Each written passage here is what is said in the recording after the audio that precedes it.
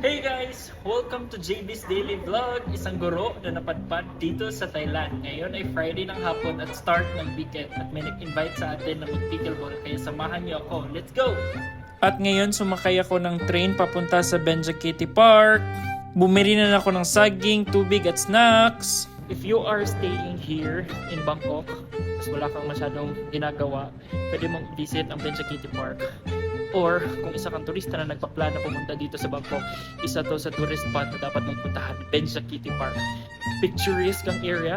Aside from that one, you can access different sports facilities like badminton, basketball, pickleball, table tennis, and any other sports. Plus, meron silang free kayak and boating. And hindi lang yun, meron din silang lane na napakaganda na pwede mong makapag-picture doon na ang view ay yung city.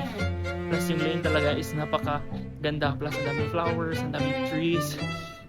Dumaritso na kami sa table tennis kasi 8 PM pa ang booking namin sa pickleball.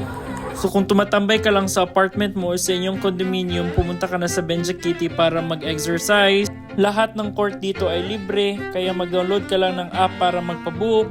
Nag-snacks muna nga ako dahil gutom na ako at maubos ang aking energy. Pagkatapos kong magpahinga ay naglaro uli ako. Yun lamang. Thank you so much for watching.